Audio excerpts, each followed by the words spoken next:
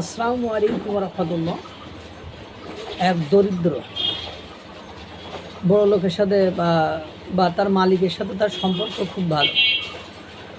দরিদ্রের মেয়ের যখন বিয়ে হয়েছে তখন ধনী লোক কী করেছে, 1,000 টাকার একটা কাপড় কিনে দিয়েছে। এটাই বা দরিদ্র লোকটি খুশি হয়েছে যে তার মালিক তার মেয়ের বিয়েতে 1,000 টাকা মূল্যের একটা শাড়ি দিয়ে তাকে মানে আশীর্বাদ করেছে, এজন্য সে খুশি হয়ে গিয়েছে।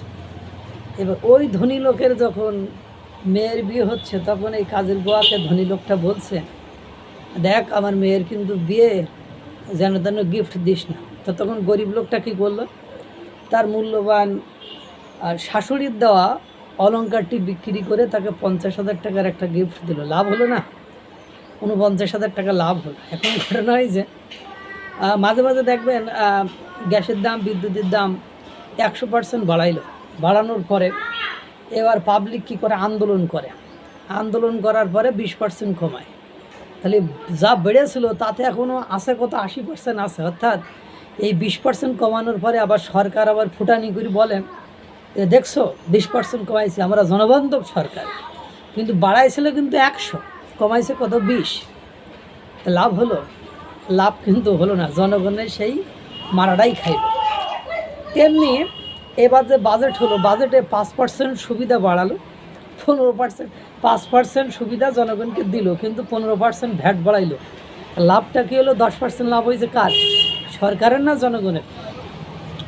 সরকারের। এবার তার চেয়ে বড় লাভ হলো নিজের 666 কোটি টাকা মাপ, গ্রামীণ ইউনিভার্সিটি ওয়ালেট, আদম ব্যবসা, দইয়ের মামলা, মানে আরও যতগুলো মামলা আছে সবগুলোকে সমাধান করে নিল।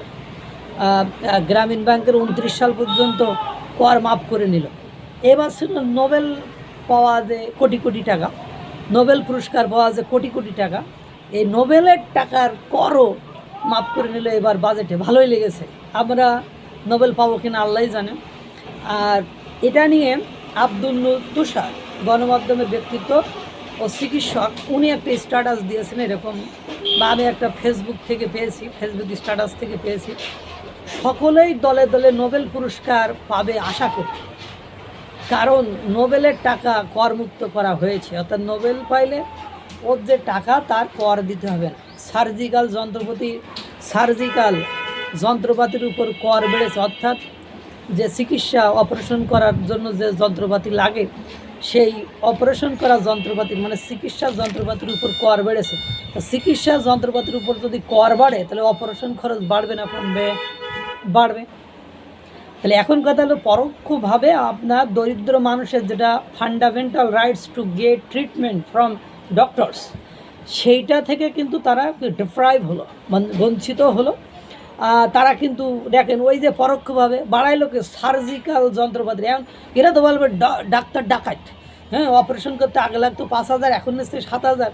কিন্তু তারা তো আর বোঝে না what do you mean surgical, হ্যাঁ, মানে অ্যাপারেটাস, যে এইটা সম্পর্কে তারা কিন্তু এটা বোঝে না।